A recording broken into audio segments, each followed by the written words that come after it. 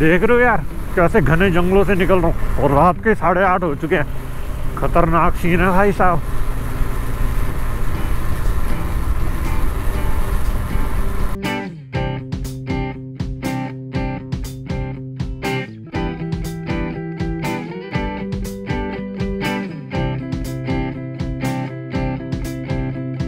तो hello everyone, how are you? This is Ankit and welcome back to the channel once again. So guys, सबसे पहले मैं बता दूं हमारी एक नई सीरीज स्टार्ट हो चुकी है और इस सीरीज का नाम बताने से पहले आप लोकेशन देख रहे हो बिल्कुल अलग लग रही है। यूजुअली क्या होता है, मैं हमेशा जब भी नई सीरीज होती है ना, घर से स्टार्ट करता हूँ कि मैं घर से निकल रहा हूँ, क्या क्या सामान कैरी कर रहा हूँ, जो भी सारी चीज़ें होती हैं वहीं से स्टार्ट करता हूँ। लेकिन इस बार मैंने ये प्लान किया था कि यार मैं घर से नहीं करूँगा, क्योंकि मुझे हाईवे आपको नहीं दिखाना।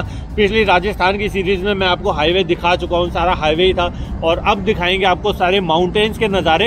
इसके लिए अभी तक मैंने 200 किलोमीटर कवर कर लिया है। एक ढाबे पे आया हूँ कुछ खाने के लिए, और इस सीरीज़ का नाम अब मैं आपको बता देता हूँ। इस सीरीज़ का नाम मैंने एक्चुअली रखा है अनप्लैन्ड हिमाचल।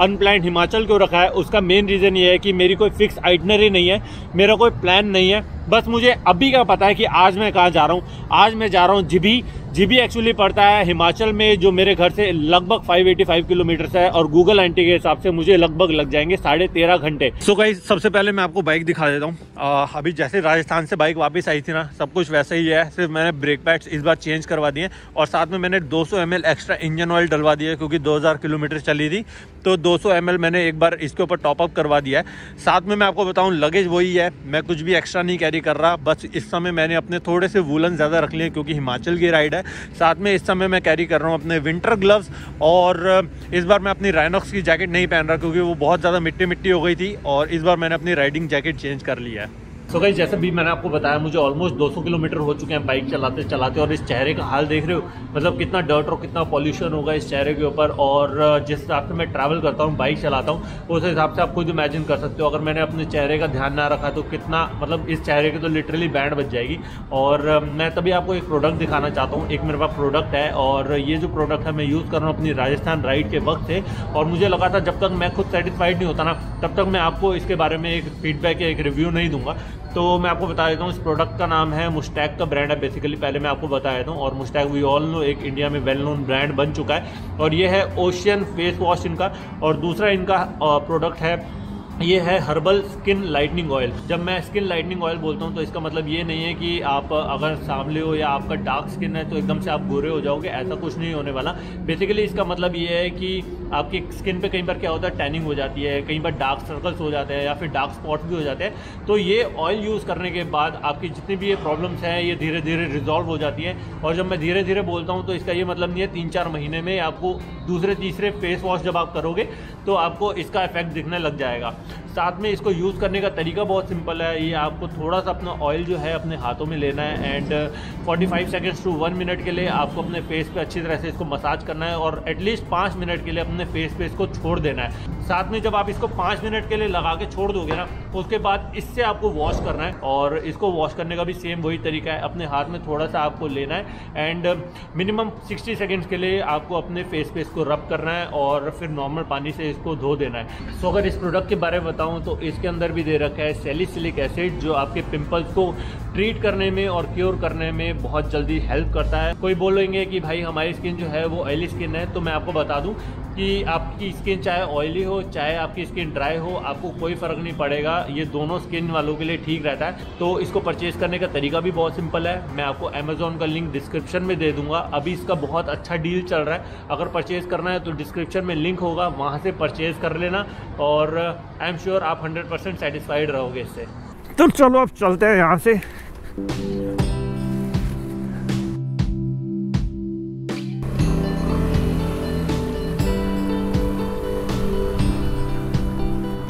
तो चलो चला जाए। और मुझे एक्चुअली आपसे बहुत ढेरों सारी बातें करनी है। टाइम बताऊँ 10:30 हो चुका है, और मैं इतना लेट आज तक नहीं हुआ, और अभी तक मैंने खाली कवर करे 200 किलोमीटर। अभी भी मुझे 350 से 400 किलोमीटर लगभग और कवर करना है, और मेरे पास खाली टाइम है 5-5:30 बजे का, क्योंकि विंटर्स का टाइम हो चुका है। माउंटेन्स के ऊपर बहुत ज़्यादा इस समय अंधेरा हो रहा है, और स्नोफॉल के भी हर जगह चांसेस हैं, बारिश हर जगह हो रही है इस समय हिमाचल में। गूगल आंटी ने बहुत घुमा दिया मेरे को, सही बता रहा हूँ, बहुत ज़्यादा, थोड़ा सा भी नहीं। कभी लेफ़्ट कभी राइट, फिर मैंने बंद ही कर दिया, पूछूंगा ही नहीं गूगल आंटी से, मतलब बता रही है मेरे कानों में लेकिन उसको मैं फॉलो नहीं कर रहा। फिर अब मैं लोकल से पूछ के चल रहा हूँ। अंदर से ले गई यार, वो मेरा ध्यान नहीं रहा, अंदर से ले गई और अंदर से फिर एक बार घुसा तो फिर निकलने का तो मतलब ही नहीं, कभी लेफ़्ट कभी राइट कभी आगे कभी पीछे, बस यही हो रहा था। मैंने कहा बेटा आंटी तू चुप हो जा, अब जो बोल रही है बोलती रहे, मैं एक कान से सुनूंगा दूसरे से निकाल दूंगा। मैं लोकल से पूछूंगा, जो मेरा बस बेसिक फार्मूला है हमेशा। सो वेलकम टू पहाड़ी एरिया। ये पहाड़ पता नहीं एक अलग ही फील देता है भाई, सच बता रहा हूँ। पहाड़ों में आके ना एक अलग ही फील आता है। बस ये वाला जो रोड पैच है ना, ये बहुत ख़राब है। ये पता नहीं कितने टाइम से यार, मेरे को 2 साल तो मुझे हो गए वैसे देखते हुए, पता नहीं कितने टाइम से ये रोड तोड़ रखी है, इसके ऊपर काम चल रहा है। और 5:45 बजे यहाँ पर पूरा अंधेरा हो जाएगा। 4 घंटे हैं मेरे पास खाली, 4 घंटे। इसके बाद अगर बाइक चलाऊँगा तो पूरे अंधेरे में चलानी पड़ेगी एक्सट्रीम, और वो भी उस टेरेन के ऊपर जिस टेरेन का मुझे कोई भी आइडिया नहीं है, 1% भी आइडिया नहीं है कि टेरेन्स कैसी हैं। ऑफ रोड है, हाईवे है, अप हिल है, डाउन हिल है, छोटी रोड है, बड़ी रोड है, कुछ आइडिया नहीं है, तो वो थोड़ा सा रिस्की हो जाएगा। मेरे जस्ट पता है लेफ़्ट साइड में ना एक इतनी प्यारी सी नदी चल रही है, लेक है पता नहीं, लेक तो नहीं है, नदी सी चल रही है, और उसका पानी का कलर बिल्कुल ब्लू कलर का, जैसे पैंगोंग का पानी है ना, बिल्कुल वैसा कलर है। मैंने अभी पूछा किसी से क्या नाम है उसका, तो उन्होंने मेरे को नाम बताया, मेरे माइंड से स्किप हो गया इस नदी का नाम, लेकिन ऐसे तो आपको दिखेगा नहीं गोप्रो में, लेकिन अपने पास दूसरा हथियार है ना, उससे देखो ज़रा कितना खूबसूरत है ये।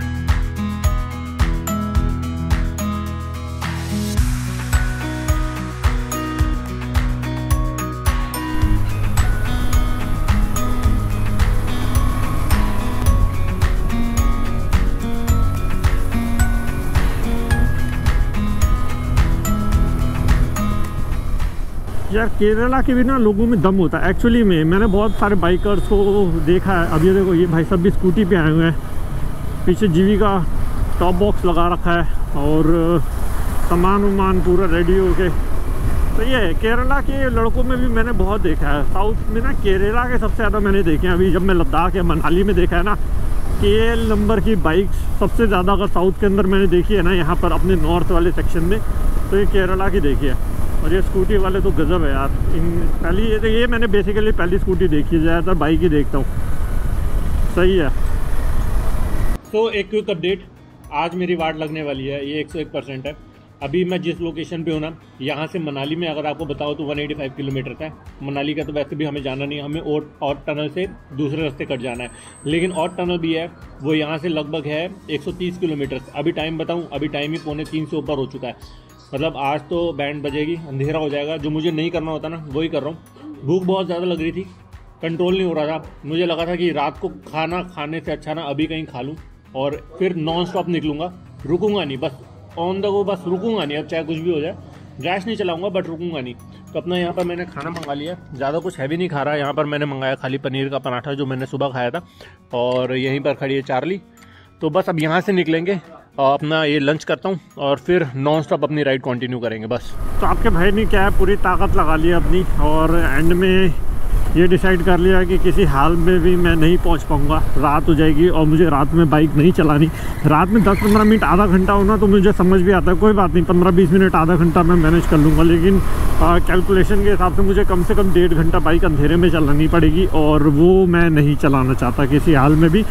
एक और चीज़ कहूँगा, जब भी मनाली प्लान करते हो ना, इस चीज़ को अंडर एस्टिमेट मत करना। मैं मनाली कई बार आया हूँ, और मैं कई पॉइंट्स पे ना, मुझे याद है कि मैं सुबह के 10 बजे पहुंच जाता था, मतलब उस पॉइंट पे, लेकिन आज मैंने उसी जगह पे पता कितने बजे पहुंचा हूँ, 1 बजे, मतलब 3 घंटे मैं पीछे चल रहा हूँ।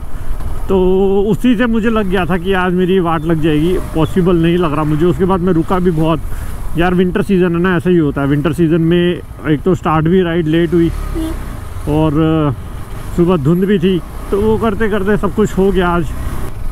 खतरनाक सी रोड हो रखी है, खतरनाक सी। खतरनाक मतलब ऐसा नहीं है, एक तो यहाँ कंस्ट्रक्शन का काम हो रहा है, मतलब थोड़ा थोड़ी तो चल ही रही है पहाड़ों की। साथ में जो रोड है ना, ये बहुत स्लिपरी हो रखी है। बारिश की वजह से हुई है शायद, हाँ बारिश की वजह से ही हुई है। और हल्की सी भी गलती ना ध्यान रखना पड़ता, बहुत ज़्यादा ध्यान देना पड़ रहा है। और अभी बज चुके हैं 4 बजे, 5 बजने में 10 मिनट हैं अभी रोशनी काफ़ी अच्छी खासी है। और देखते हैं क्या सिचुएशन होती है। अभी मैं फिर डबल माइंड में हो गया हूँ। जितना मेरे को जाम का टेंशन थे ना कि पीछे जाम मिल जाएगा, ये हो जाएगा वो हो जाएगा, तो ऐसा मेरी किस्मत अच्छी, मुझे ऐसा कोई जाम मिला नहीं। सो अभी हो रहे हैं 5:15। ये आपको स्क्रीन दिख रही है, अभी ये वाइट है, इसका मतलब अभी इसके ऊपर सूरज की रोशनी पड़ रही है।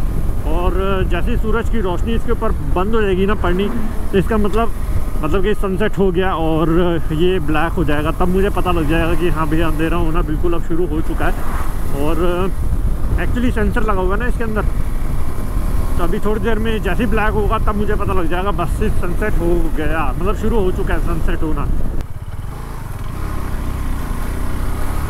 ये हो गया ब्लैक, यही मैं बोल रहा था आपको, देखा ब्लैक हो गया। इसका मतलब अब सनसेट होना शुरू हो चुका है। इसके ऊपर जो लाइट है, सनसेट और सनलाइट है, वो अब इसके ऊपर नहीं पड़ रही।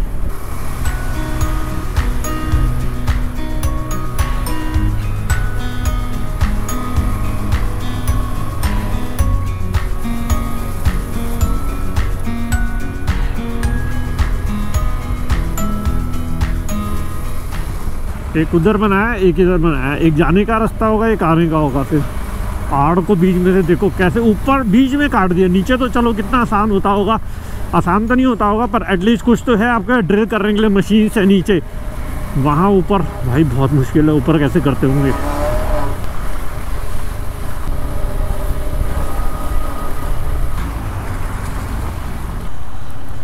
तो अभी मैं एक ऐसी लोकेशन पे आ गया हूँ, ये है और टनल। एक्चुअली अगर मैं इधर से चला जाऊँगा तो फिर आ जाएगा मनाली, और अगर मुझे स्टे का ऑप्शन करना है तो इधर भी हो सकता है। और अगर मुझे जाना है जीबी के लिए तीर्थन वैली, तो ये रास्ता है। तो मैं एक बार पता करता हूँ, फिर मैं बात करता हूँ। एक बार पहले पता कर लेता हूँ कि रोड कैसा है। भैया भैया ये रोड कैसा है? ये तो काम चल रहा है सर, इसमें ख़राब है ये अभी। प्रोजेक्ट चल रहा है, इस पे दिखा ना बोर्ड पे। मुझे जाना है जीबी, तो ये रोड तो ये है सामने वाला। मुझे ये पूछना है रोड कैसा है ये? रोड ठीक है, रात का समय है ना इसलिए पूछ रहा हूँ। आपने रुको ना फिर कहीं। हाँ जीबी में आपके लार जी पूछो ना रोड है तो वहाँ रुक जाना। ठीक है ठीक है ठीक है, चलो ठीक है। मेरे को यही कंफर्म करना था कि रोड ठीक है ना, क्योंकि रात का समय है तो मैं फंसना नहीं चाहता था। ठीक है मैं फिर आता हूँ। ठीक है ओके। अब सीन ऐसा है कि मैंने अपने फ्रेंड को फ़ोन किया था, और क्योंकि अभी मेरी ऐसे सिचुएशन नहीं है कि मैं होटल वोटल कुछ ढूंढूं, तो मैंने उसको फ़ोन किया। मैंने कहा तू ऑनलाइन कोई सर्च कर और उसको फ़ोन कर, और उसको मेरी डिटेल दे कि एक बाइकर आना चाहता है। तो उसने फ़ोन करके एक होटल, पता नहीं गेस्ट हाउस, होटल, कैंप, पता नहीं क्या बुक करा है मेरे लिए। और मैं उनको फ़ोन कर रहा था, उनका फ़ोन नहीं लग रहा था, तो मैं वही उनसे पूछ रहा था कि अभी रोड कैसा है, क्योंकि मैं ऑफ रोड पे नहीं चलाना चाहता। रात हो रही है, मुझे ये वाली टेरेन का कोई आइडिया नहीं है। मनाली वाला रूट होगा तो मुझे कोई टेंशन नहीं है, क्योंकि वो बिल्कुल चलती फिरती रोड है, वहाँ का मुझे अच्छी तरह से आइडिया है। यहाँ का मुझे एक्चुअली कोई आइडिया नहीं है कि रोड कैसी है, क्या सीन है, आगे कंस्ट्रक्शन हो रही है। तो इसीलिए मेरे को कंफर्म हो गया। उन्होंने कहा नहीं रोड ठीक है, हाईवे है ये भी, कोई दिक्कत नहीं है, आ जाओ आप। बस मुझे 1 घंटा और लग जाएगा। फिर 6 बज गए हैं, मैं 7 बजे तक पहुँच जाऊँगा। मैं अब रात को ना अवॉइड करता हूँ। जब से मेरा एक्सपीएसपी की जब मैं राइड पे गया था, रोड ट्रिप यूनाइटेड, 10-15 की स्पीड पे यहीं से मैं ऐसे रोड के ऊपर चढ़ा रहा था और मेरा कॉलर बोन फ्रैक्चर हो गया था। 10 की स्पीड पे ऊपर ही मेरा कॉलर बोन फ्रैक्चर हो गया था। तो मेरी किस्मत अच्छी थी कि मेरे साथ उस समय मेरे फ्रेंड्स थे और एक्सपीएसपी की टीम थी, जिन्होंने मेरे को सही सलामत पहुँचा दिया। जितना भी सोच लो कि यार रात को बाइक नहीं चलानी, चाहे कुछ भी हो जाए नहीं चलानी, पर कुछ ना कुछ ऐसा हो ही जाता है कि ऐसे सुनसान पहाड़ों में बाइक चलानी पड़ जाती है, वो भी अकेले। ऐसी सड़कों पे बाइक चला रहा हूँ जहाँ तक कभी चला ही नहीं है, जिसका रूट का आइडिया नहीं है। पहले कभी आया हो ना उस रूट पे तो थोड़ा सा पता होता है कि हाँ कैसे टर्न है, कैसे कट है और कैसी रोड है, कुछ आइडिया नहीं है भाई। सिंपल राइड भी हो ना, उसको भी एडवेंचर हो ही गया। देखना सुनसान रोड, खतरनाक सी। खतरनाक क्या, खतरनाक तो हो ही जाती है ना, रात का समय है।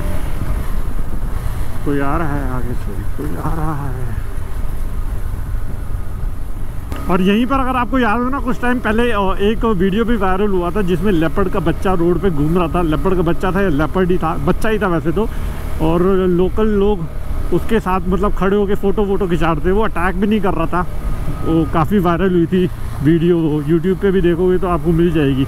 वो मेरे ख्याल से यहीं कहीं जीबी की है वो वीडियो। ये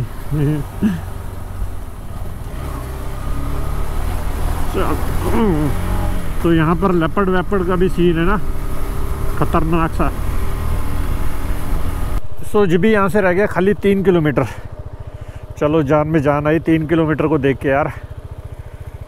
हाँ, टाइम हो चुका है इस समय 7 पूरे नहीं, अभी 7 बजने में 10 मिनट है। वही 10 मिनट में पहुँच जाऊँगा। 3 किलोमीटर रह गया ना, 10 मिनट लगेंगे 3 किलोमीटर को करने में। सो फाइनली अपनी डेस्टिनेशन पे पहुँच गया। हाय, क्या हाल है भैया, कैसे हैं? कैसी रही राइड? बहुत अच्छी। जल्दी पहुँच गए? हाँ क्या बात कर रहे हो? कहाँ पर लगाऊँ बाइक? लगाओ ना, फिर मैं लगाता हूँ गाड़ी। देख रहे हो यार कैसे घने जंगलों से निकल रहा हूँ और रात के 8:30 हो चुके हैं। खतरनाक सीन है भाई साहब।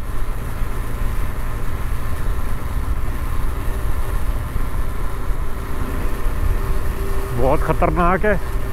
ये तो कार आके चल रही है तो ठीक है भाई, और अगर ये अकेला हो ना, बैंड बज जाएगी यहाँ पर। हार्ट अटैक ही फेल हो जाएगा। हार्ट अटैक फेल हो जाएगा कह रहा हूँ, हार्ट फेल हो जाएगा भाई। बहुत खतरनाक है।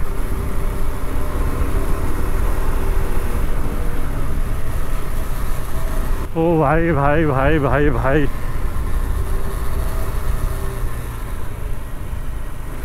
क्या सीन चल रहा है ये।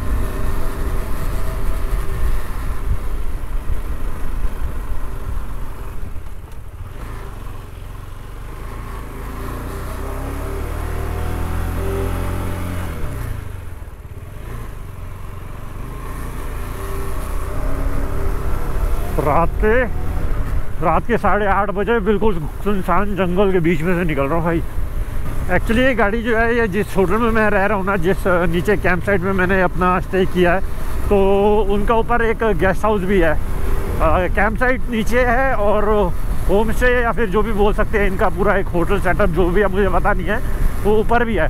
तो मेरे जो सामान है बाइक का और सारा लगेज है ना, वो उस गाड़ी में रख दिया है। और अब मैं एक्चुअली ऊपर ही जा रहा हूँ। वो इनकी कैंप साइट से 6 किलोमीटर ऊपर है। लेकिन ये 6 किलोमीटर ना अकेले करने में ना बहुत भारी पड़ेगा, सही बता रहा हूँ। अकेले बाइक के लिए 6 किलोमीटर करना है बहुत भारी है। कितना स्केरी है पता है। सो गाइस, इस समय मैं आ चुका हूँ अपने कॉटेज में, और ये वाला जो है ना सामने, ये वाला मेरा रूम है, और एक और भी है यहाँ पर वो खाली है। इसके अलावा अगर मैं बाहर का दिखाऊँ तो बाहर का ऑब्वियसली दिखेगा नहीं। बिल्कुल घना जंगल है, बिल्कुल घना जंगल। लिटरली मेरे अलावा यहाँ कोई भी नहीं है। बिल्कुल ऑफ बीट लोकेशन पे है ये। Ultimate experience. और अंदर आपको दिखा दूँ, ये देखो। तो ये है मेरा रूम आज के लिए, है ना नाइस, वेरी नाइस रूम। सो अगर आज की राइड को समराइज करूँ ना, तो यार बहुत ज्यादा फन था, मजा आया, एडवेंचर भी हो गया। जो लास्ट का पैच था ना, लिटरली ऐसा लग रहा था कि यार मैं पता नहीं किस लोकेशन से निकल रहा हूँ। टोटल ऑफ बीट लोकेशन में से आ रहा था। मुझे तो एक्चुअली में डर लग रहा था कि यार गाड़ी आगे आगे जा रही है और मैं अकेला पीछे पीछे चल रहा हूँ, कोई लेपर्ड ना अटैक कर दे लिटरली। और यहाँ पर इन्होंने मुझे बताया भी है कि लेपर्ड नीचे तक भी आता है और टोटल ऑफ बीट लोकेशन है। बट कहते हैं कि यार जब बिल्कुल बर्फ ऊपर बहुत ज्यादा पड़ती है ना, तो लेपर्ड नीचे भी आ जाता है। मतलब आप समझ लो कि इस लोकेशन पे हूँ और इस कॉटेज में मेरे अलावा कोई भी नहीं है इस समय। और आज के व्लॉग में मुझे लगता है इतना ही मुझे रखना चाहिए। आई होप आपको ये वीडियो पसंद आया होगा। पसंद आया तो आपको पता है क्या करना है। चैनल पे नए तो सब्सक्राइब जरूर कर देना।